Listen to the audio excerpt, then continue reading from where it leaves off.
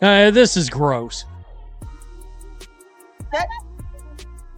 Well, we see Cheryl Reeve wearing a shirt today in support of trans kids. Trans kids belong on the shirt. And this in the aftermath of Sophie Cunningham's recent comments. We actually saw Cheryl and Sophie speaking at center court. Look at Reeve right there. That's no accident. Every move she's making is on purpose. This is a head coach sending a message live on national TV, and ESPN wasn't shy about it either. They pushed the camera in tight on that shirt. They talked it up on air. They even pointed fans online to hear more from her. But here's the real kicker, the timing. This all went down right after Sophie Cunningham spoke out, saying women's sports should stay for biological women. Urge anybody to go see Cheryl Reeve's comments. By the way, Sophie did not look like she backed down from Cheryl Reeve. I've got more coming on all of this. This is right here. Sophie Cunningham, by the way, took a ugly elbow in this game, and the refs called the foul against her. But here's the part ESPN's cameras didn't want you focused on. That pre-game moment between Reeve and Cunningham, it wasn't friendly at all. Look at Sophie, arms crossed, standing firm, not backing down 1 inch. The media tried to paint it as some kind of makeup moment. It wasn't. This was two people standing on opposite sides of a fight that's splitting WNBA fans right down the middle. And later in that same game, Sophie takes an elbow straight to the jaw. Refs, nothing. No whistle, no call. So if we're talking about consequences, that's exactly where the story starts. Let's see, the deficiencies in this team showed out. The bench is not deep enough. There's not enough length on this team. Again, we were saying that as free agency was going on. And then the draft, when it really blew up, and they took Raven Johnson instead of a big. And they got rid of Justine Passat. The Lynx put the Fever away, 108-100, and this wasn't just another box score.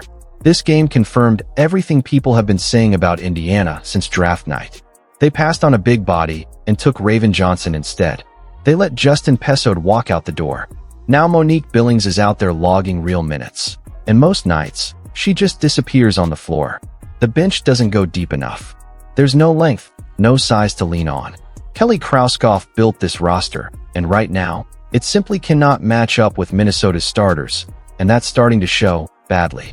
This wasn't just one loss on the schedule. This was a playbook, a blueprint for exactly how someone beats this Fever team in a playoff series. This team is good. They're real good. Caitlin Clark had a double-double, 19 points on 8 of 18, struggled from 3, 2 of 9. She had 2 wide-open threes. Late in the fourth, she missed them both. It was brutal. 10 assists. Kelsey Mitchell had a huge day. 37 points, 14 of 21, 6 of 8 from three-point range. Let's give Minnesota its credit here. Collier, McBride, Howard, Courtney Williams, and now Olivia Miles running the show at point guard. That's a real championship core, no question. And get this, they've been playing all year without a true center, and they're still steamrolling teams. Courtney Williams put up 27 points, shooting 12 for 20 from the floor. Olivia Miles, she exploded for 28 points, going 11 for 14 overall, and knocking down 3 of 6 from deep. That's not luck. That's not a one-off. That's a player who's been waiting for her shot, and now she's taking it. This Lynx team is the real deal, and honestly, they might end up being the one matchup Indiana just can't solve for years to come. Only took 2 shots. 3 points. Michaela Timpson, 7 points on 3 of 4. Michaela Timpson should be playing more in these games. Lexi Hall should be playing less in these games. 14 minutes, had 6 points, but just not contributing to this team in the way that you would hope. Truly. Mahisha 19 points, 10 assists. On paper, that's a double-double, and on paper, that looks fine. But paper doesn't tell you that Caitlin Clark shot just 2 of 9 from beyond the arc, and it definitely doesn't tell you that she airballed 2 wide-open threes in the fourth quarter, exactly when Indiana needed them most. Those are shots she buries with her eyes closed on a normal night. Tonight wasn't normal. Somebody had to pick up the slack, and that somebody was Kelsey Mitchell. She went off for 37 points, shooting a blistering 14 of 21 from the field and 6 of 8 from deep. She even chipped in 3 assists, which for her is real growth. Sounds like a monster performance, right? It was. But here's the uncomfortable truth hiding underneath it. When your second option has to drop 37 just to keep the game within reach, and you still lose by 8, that's not a compliment to your star. That's a warning sign about everything else on the roster. Now let's talk about Aaliyah Boston. 15 points, 8 boards, 7 assists. Impressive stat line at first glance. But go back and actually watch the tape, and you'll see the problem instantly. She only got 2 real scoring opportunities the entire night. 2. That's not a stat line issue, that's a play calling issue. Meanwhile, Michaela Timpson quietly put up 7 points on 3 of 4 shooting in limited run. Limited being the key word, because she probably deserves more of it against matchups like this one. Lexi Hull logged 14 minutes and barely left a fingerprint on the game. And then there's the one that really needs an explanation. Myisha Hines-Allen. A player who's been getting steady rotation minutes suddenly played just 2 minutes tonight. 2. Nobody on the broadcast addressed it. Nobody explained it. And that silence is exactly why people are asking questions about the coaching staff's decision-making. Let's give credit where it's due, though. Caitlin Clark, at this point in her career, is already the all-time assist-per-game leader in WNBA history. Not close to the top. Not competing for the top. She's already there, sitting nearly 2 full assists ahead per game of the previous record holder. That's not a good stat. That's a historic one. That's the kind of number that gets people talking decades from now. But even historic playmaking has limits when the pieces around you aren't clicking. And this is where Stephanie White's coaching choices start drawing scrutiny. There was a sequence where Clark got whistled for a foul on what was, frankly, a textbook clean block. Pure ball. No body contact, and White let it go without throwing the challenge flag. That's not a one-time slip. That's becoming a pattern, and it's a pattern that isn't protecting her franchise player. On top of that, White rolled Raven Johnson into the game for a strange, isolated 4-minute stretch that completely threw off the flow of the rotation. To be fair, White's coaching has generally trended upward lately. This isn't a hit piece on her overall body of work. But tonight had some genuinely head-scratching calls. And those calls had a direct hand in how this game slipped away. And on the other side of the floor, that Minnesota starting 5, Collier, McBride, Howard, Williams, and Miles, is starting to look like a genuine nightmare matchup. They're not just good. They're playing on a heater, they've been stacking wins, and they've made a habit of handing Indiana one lopsided result after another. This isn't a hot take. It's just what the tape shows. Now here's where the story stops being just about basketball. Before this game even tipped off, there was a moment that set the whole night on a different course, and it had nothing to do with X's and O's. Cheryl Reeve stepped out wearing a shirt that read, "Trans kids belong," and this wasn't some throwaway wardrobe choice. Watch how deliberately she carried herself in that moment. That's not casual body language. That's a coach making a calculated, public statement in the middle of a nationally televised game. And the broadcast made absolutely sure everyone at home saw it. The camera zoomed in tight on the shirt. The commentary team praised it on air. They actively directed viewers to go find Reeves' full comments online afterward. And the timing is what turns this from a moment into a flashpoint. This all happened right after Sophie Cunningham had publicly said that women's sports should be reserved for biological women.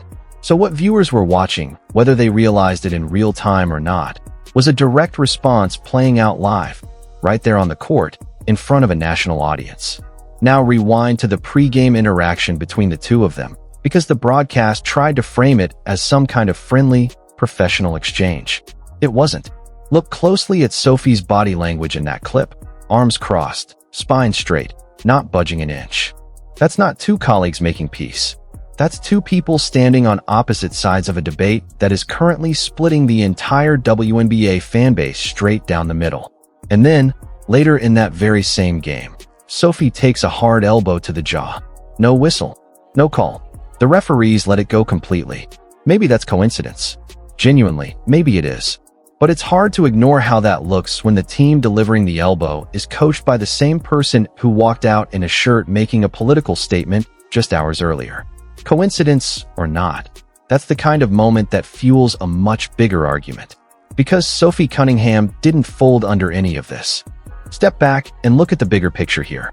The WNBA is sitting on top of a genuinely difficult question about what defines women's sports. And right now the league is behaving as if there's only one acceptable answer to that question, while the actual fanbase is nowhere near that unified. One side stands with Cheryl Reeve, viewing trans inclusion as a civil rights issue that should outweigh every other consideration. The other side stands with Sophie Cunningham, believing biological women are owed protected competitive spaces. Both sides are loud. Both sides are passionate. And a major broadcast partner just picked a lane, not just reporting on the controversy from a distance, but actively amplifying one side of it, live, mid-broadcast. Think about what kind of precedent that sets going forward. If you're a player in this league who happens to agree with Cunningham's position, what message did tonight send you? If you believe women's sports should stay reserved for biological women, are you actually free to say that out loud without facing consequences on the floor? Because Sophie Cunningham took an elbow to the face in that exact game, and the officials didn't call it. Again, maybe it means nothing, but the optics are rough, and optics matter in a league already this divided. Meanwhile, on the basketball side of things, Minnesota is turning into a legitimate long-term problem for Indiana. That five-player core of Collier, McBride, Howard, Williams, and Miles is built specifically to attack every soft spot in the Fever's roster. They've got size. They've got real bench depth. They've got multiple players who can create offense entirely on their own without needing a play drawn up. And right now, they are playing with full confidence, like a team that knows exactly how good it is. Indiana, on the other hand, is still searching for answers. Still trying to get Aaliyah Boston more usable touches in the offense. Still trying to squeeze consistent production out of a bench that isn't giving them much.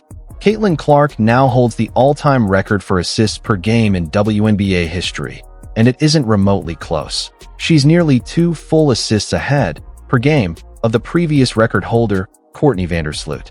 That is a generational, once-in-a-league cycle kind of skill. But even a generational passer can't win games by herself. Kelsey Mitchell cannot realistically be expected to drop 37 every single night. Aaliyah Boston cannot be effective when she's only getting 2 clean looks a game. The supporting cast has to show up, and right now, night after night, it simply isn't. Stephanie White has some real decisions ahead of her. Why did Myisha Hines-Allen suddenly vanish from the rotation after weeks of steady minutes? What's the actual plan to get Aaliyah Boston more involved offensively? Why isn't the coaching staff challenging obviously questionable calls against their franchise player? These aren't nitpicks. These are the exact questions that need real answers before this team runs out of runway heading into the playoffs. But zoom all the way out, and the bigger story isn't even about X's and O's anymore. It's about a cultural divide that's actively splitting this league's fan base in real time. You've got a head coach making a political statement on national television with a broadcast partner fully behind her. You've got a player standing firmly in her beliefs and absorbing real backlash for it. You've got 2 passionate groups of fans on either side of a genuinely hard question, and a league that seems to be acting like only one of those answers is allowed to exist publicly. That's not a sustainable position for any league to hold.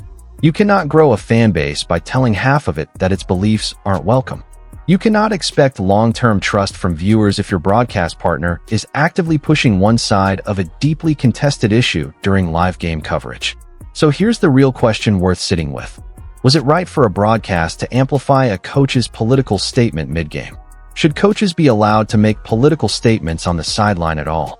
And more importantly, where do you personally land on the actual debate? Should women's sports stay reserved strictly for biological women, or should trans women be included? This conversation is not going away.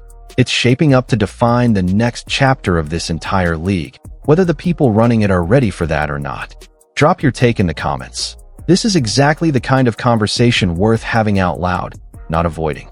And if you don't want to miss where this story goes next, make sure you hit subscribe and turn on notifications, because this one is far from over.